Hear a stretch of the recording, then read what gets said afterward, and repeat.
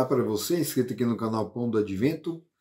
Voltamos para a continuação, né? Nós vamos continuar hoje o estudo da semana passada. Então essa semana é a parte 2 do estudo que trata sobre o selo de Deus e o sinal da besta. Então a gente, na verdade, fez um bom resumo na semana passada, né, sobre os aspectos ali que envolvem, né, que caracterizam a besta que sai do mar. O seu sinal, o selo, né? Nós aprendemos que o selo da besta, ele é uma contrafação do selo de Deus. Então, como o selo de Deus, o sábado, ele é identificado na Bíblia, na palavra de Deus, como sinal de Deus, né? E sinal e selo são a mesma coisa. O sinal da besta seria uma contrafação disso aí. Então, nós temos Deus, né, com a sua igreja, estabelecendo ali, restaurando a verdade do sábado, mas nós temos a besta impondo ali um dia, né, uma observância de um dia que não faz parte do cânon sagrado, que não faz parte do decálogo, do verdadeiro decálogo, mas de um decálogo criado pelo homem, né? Ou seja, uma contrafação. Então a Bíblia está ali apontando sempre, né? Não se esqueça que no final a besta ali é chamada de homem, né? Homem, porque é um poder, embora um poder ali regido pelo inimigo, né, ele está por trás de tudo isso, faz parte dos planos, dos propósitos do inimigo, do dragão, né, o Apocalipse 12 chama o dragão de antiga serpente, Satanás, que persegue a mulher, que é a igreja. Então, embora nós tenhamos o inimigo ali, né, por trás de tudo isso, é como um ser humano, né, é como um instrumento humano que ele age. E nós temos também a igreja de Deus aqui, que é o instrumento humano agindo, mas Deus está por trás de tudo isso, né? Então Deus, ele está ali dirigindo a sua igreja, está dirigindo o seu povo para que o evangelho alcance o mundo todo e aí ele possa voltar e recolher a sua igreja para si, né? Então hoje nós vamos estudar mais algumas coisas, nós vamos repetir, mas vamos dar uma detalhada em alguns aspectos sobre a besta do mar, a besta da terra, a imagem da besta, o selo da besta e o número da besta, tá? Então presta bem atenção aí nos detalhes aí, se não entender alguma coisa, volta o vídeo, e você também pode colocar as suas perguntas lá nos comentários, pode mandar e-mail também, tem um e-mail lá na descrição do vídeo, você pode mandar um e-mail perguntando, tá certo? Então, o importante é você aprender a palavra de Deus, aprender o que as profecias dizem.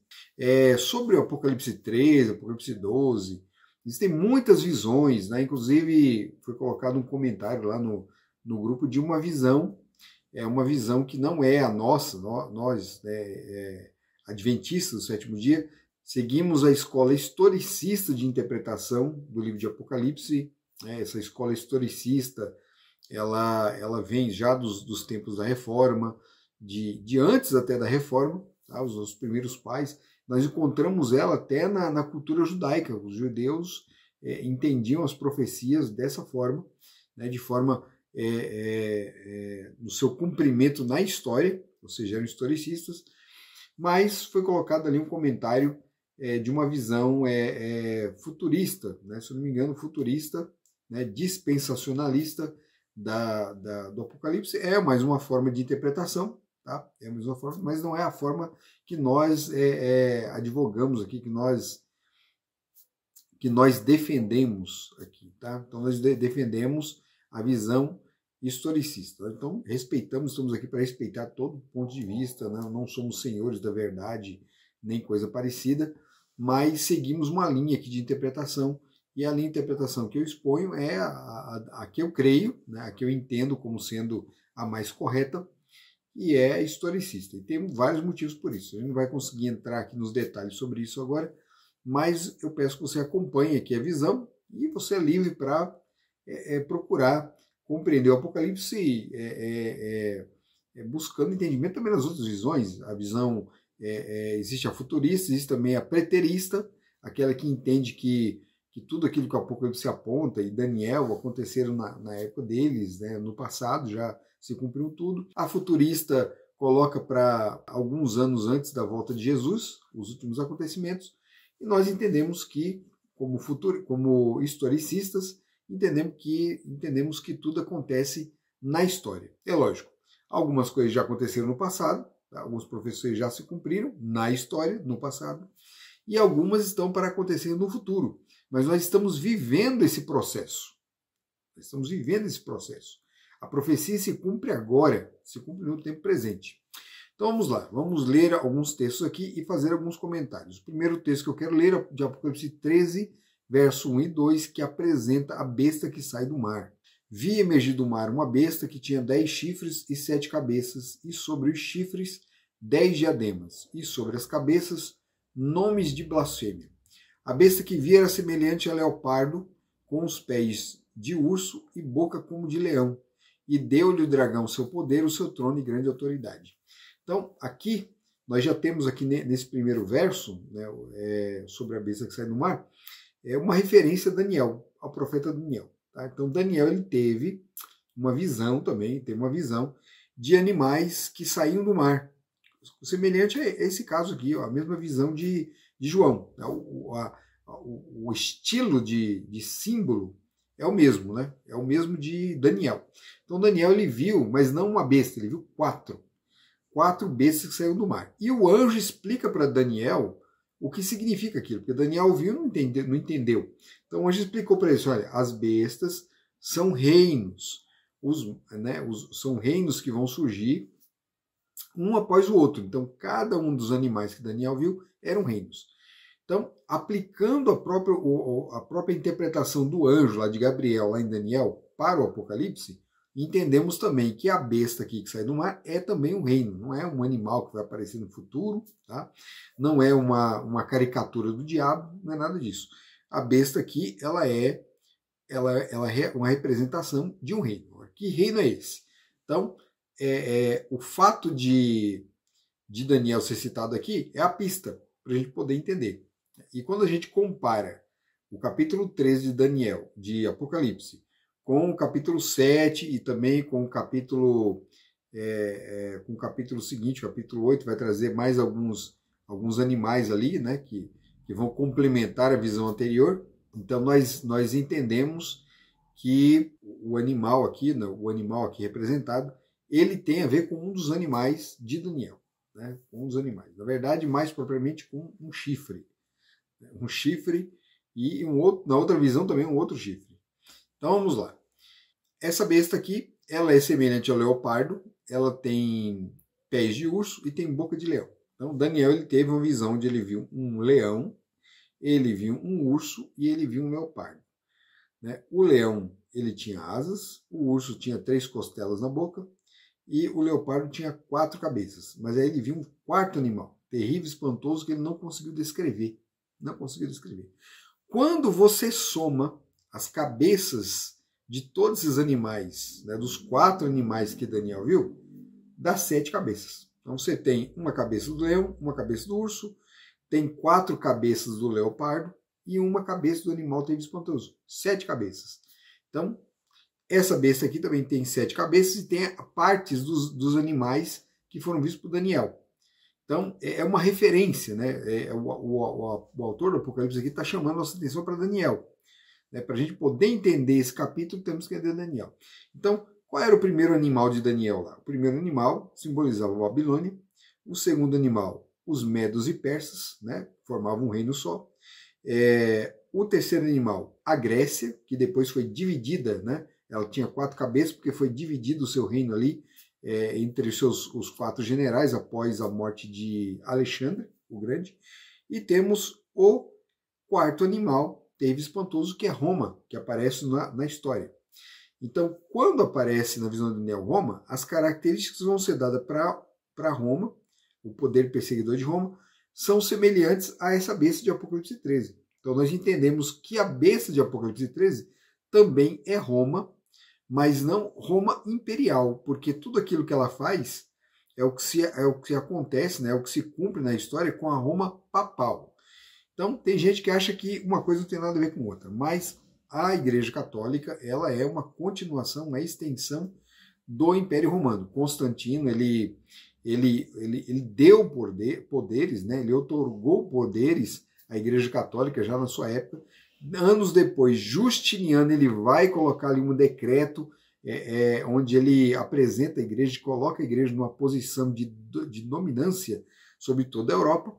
Essa dominância só vai se concretizar nesse decreto de Justiniano, só vai se cumprir, isso vai entrar em vigor em 538, quando eles vencem o último reino ariano que impedia ali esse empoderamento da Igreja Católica.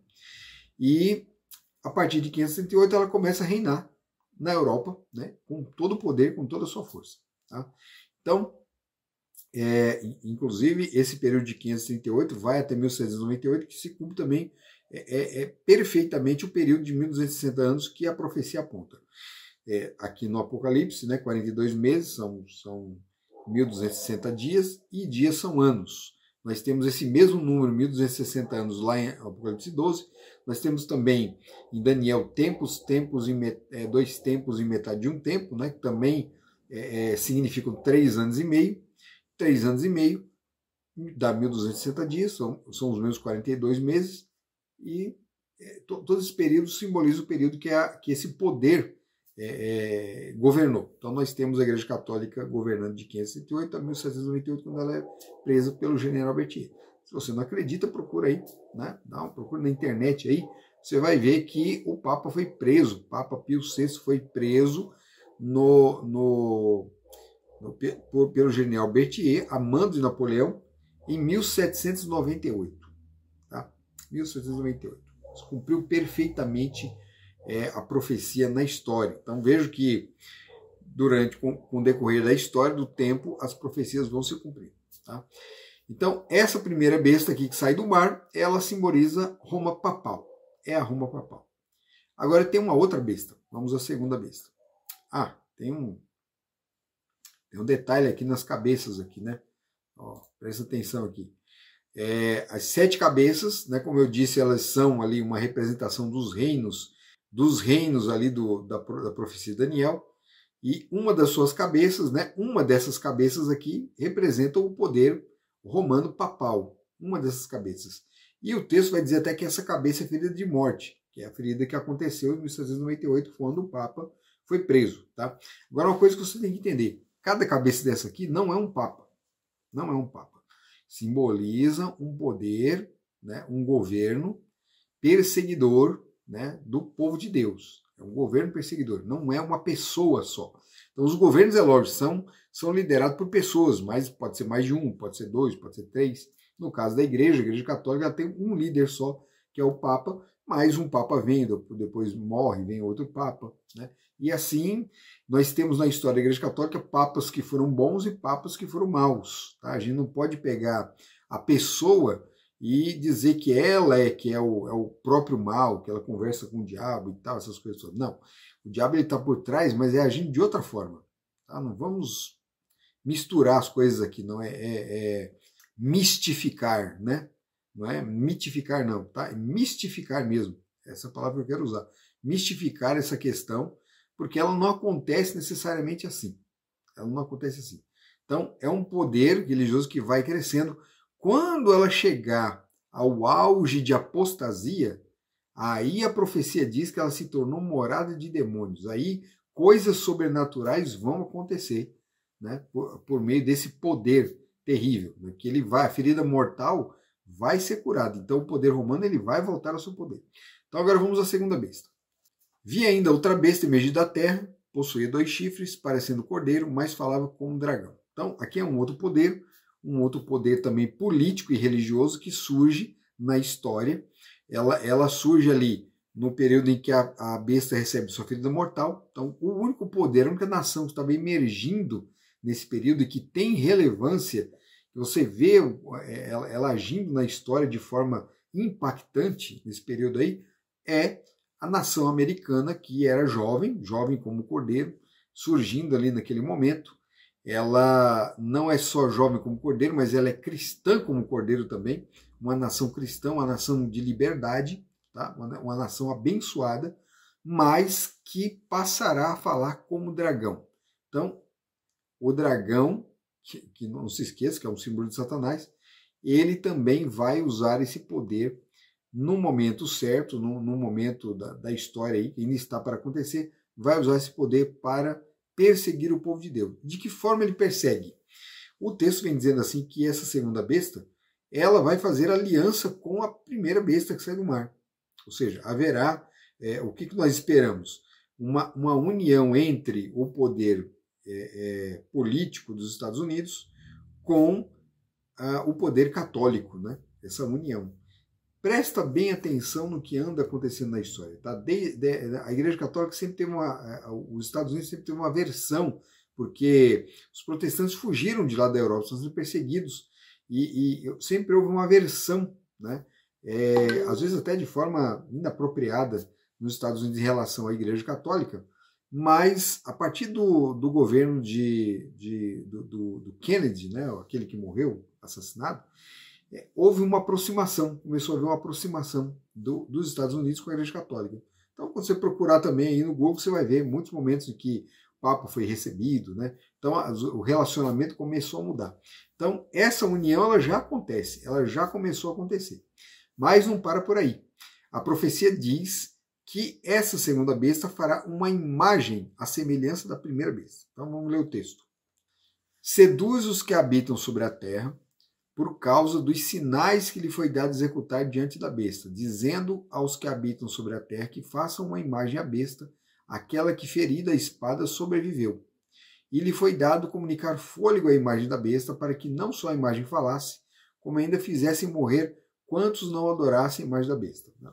Eu já vi comentário aí no passado aí, de que a imagem da besta que seria a televisão. A televisão seduz os homens, a televisão ela traz mentira, ela traz a mentira para dentro da sua casa e tudo mais, mas aqui não é televisão, tá? A imagem da besta não é a televisão. De novo, é o texto de Apocalipse chamando a nossa atenção para Daniel. Tá? Já você vai entender que está tudo junto ali. Em Daniel capítulo 4, Nabucodonosor, ele manda construir uma imagem, né? Capítulo 3, ele manda construir uma imagem, e essa imagem foi colocada ali no deserto de Dura, e todas as pessoas foram levadas a adorar. Né? Inclusive tinham judeus ali no meio. Todos tinham que adorar. Quando se tocassem os instrumentos musicais, e olha só que interessante, os instrumentos musicais, quando você conta, são 6 instrumentos musicais. Os instrumentos musicais tocassem, todos deveriam se prostrar diante da imagem para adorar a imagem que Nabucodonosor colocou ali. Que ele colocou. A imagem ela tinha 6 côvados de largura e 60 de altura. Ó, lembra aí? 6 e 60, tá? Na cultura babilônica, o 6 era um número sagrado. E ele tinha ali uma relação com os deuses babilônicos. O número 6 simbolizava a menor divindade babilônica. O número 60, a maior divindade. E o número 600, todas as divindades. Então, quando você junta tudo, dá 666. Né? Esses 600 mais 60 mais 6 dá 666. E aí, isso tem uma ligação muito grande com, né, o verso seguinte, o verso final de Apocalipse 13, que diz: aqui está a sabedoria. Aquele que tem entendimento, calcule o número da besta, pois é um número de homem. Ora, esse número é 666. Tá? Esse verso aqui daria um vídeo, ele sozinho daria um vídeo. A gente não vai ter tempo de comentar totalmente, mas ele está chamando nossa atenção para a Babilônia. Tá? Então não adianta ficar procurando esse número na testa de ninguém, na cabeça de ninguém, no chapéu de ninguém, tá? Porque você não vai encontrar. Esse número é uma referência também à Babilônia. A estátua ela tinha 6 de largura, 60 de altura, porque ela chamava atenção para os deuses de Babilônia. Inclusive, quando Nabucodonosor fala sobre adoração, ele chama a atenção dos 3 jovens que não se prostraram diante da imagem, para que adorassem os seus deuses. Não era só a imagem, não era só o culto à imagem que estava incluído ali, mas todas as divindades babilônicas estavam ali, naquele culto, naquele dia. Então, esse texto chama a nossa atenção para a Babilônia, porque está querendo dizer o quê? Esse poder perseguidor vai fazer a mesma coisa que a Babilônia fez. Vai perseguir o povo de Deus, vai matar, vai destruir, vai profanar o santuário, como Nabucodonosor fez, mas de outra forma. De que forma a igreja junto com os Estados Unidos e a construção dessa imagem, que também é um poder dentro dos Estados Unidos. Porque, veja, é a segunda besta que cria a imagem, ou seja, no seu território, e a imagem é semelhante à primeira besta. Ou seja, se a primeira besta ela é um poder político e religioso, essa imagem também é um poder político e religioso, porque ela é semelhante, tá? É um poder político e religioso. De que forma os Estados Unidos poderiam criar um poder político e religioso? Por meio da religião. A religião principal dos Estados Unidos, que é o quê? O protestantismo. Então, o protestantismo americano, ele vai se apostatar a tal ponto de fazer aliança com o papado, que é coisa que também já acontece, tá? Coisa que também acontece. Você procura por aí, procura aí na internet, ecumenismo, procura saber o que é ecumenismo, tá? Você vai entender o que é a união das igrejas. As igrejas protestantes, aquelas que lutaram para se livrar dos erros do papado no passado, hoje ela faz aliança com o papado. E esse quadro vai se desenvolver. Lembre-se que lá em Apocalipse 17, Babilônia ela é a mãe das meretrizes, ou seja, a Babilônia, a igreja mãe, ela tem as igrejas filhas. São as igrejas que vão seguir os passos de Babilônia e vão impor, elas vão perseguir o povo de Deus. Esse grupo todo, unido, persegue o povo de Deus para impor o selo e o sinal da besta. E o sinal da besta, como nós comentamos no vídeo passado, é o domingo, uma contrafação do sábado. Então a marca da besta aqui, o sinal da besta, é o domingo. E a Igreja Católica ela vai impor esse dia. Os protestantes, que já de certa forma guardam o domingo, já tem um domingo como um dia diferente, um dia sagrado, né? Alguns guardam realmente, já tem como sagrado mesmo, outros não, flertam ali com esse dia, outros não têm dia nenhum, mas quando chegar o momento da união, vão abraçar isso aí. Eles vão se unir em dois pontos. A guarda do domingo e a crença na imortalidade da alma. Essas duas crenças, esses dois erros doutrinários vão levar à união de todas as igrejas que perseguirão o povo de Deus. Perseguirão, tá? E os fiéis não beberão desse vinho de Babilônia, não beberão do vinho dessa trindade, tá? É a trindade do mal, o dragão, a besta que sai do mar e a besta que sai da terra. Esses três poderes formam a trindade do mal. Também é um outro vídeo, daria um outro vídeo aqui, a gente não vai ter tempo de comentar. Mas o povo de Deus vai vencer, porque quando termina o Apocalipse 13, aí aparecem os vencedores, os 144 mil, que têm o selo de Deus, que é o sábado, em suas testas. Então, os verdadeiros cristãos obedientes à palavra de Deus, inclusive no final das 3 mensagens, vem dizendo assim, aqui está a perseverança dos santos, os que guardam os mandamentos de Deus e têm a fé de Jesus. Ou seja, eles mantêm essas duas coisas, a salvação pela fé, a justificação pela fé e a guarda dos mandamentos. Tá? Então, isso de que só existe justificação pela fé e acabou, não precisa de mais nada, né? Isso não existe. Porque a verdadeira fé, ela resulta em obras. E não é qualquer obra. É a obra que Deus estipulou. É a obra que Deus estabeleceu. Não é a obra que eu quero fazer, é a obra da minha mente, das minhas ideias aqui. Não. É a obra que Deus pediu. Está lá no Decálogo, Êxodo capítulo 20. Leia lá, Êxodo capítulo 20. Entendeu? O grande conflito, o final, a grande batalha vai se dar justamente por essa questão. Ela tem a ver com a adoração, ela tem a ver com a lei de Deus, e da lei de Deus ela tem a ver com o sábado. Tá? O conflito entre o sábado, o sinal de Deus, e o domingo, o sinal da besta. Tá? Você acha isso impossível de acontecer?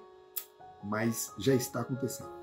Que Deus abençoe você, continue seus estudos e fortaleça aí para que quando chegar a prova nós possamos estar em pé e sabermos identificar a verdade do erro. Até o próximo vídeo.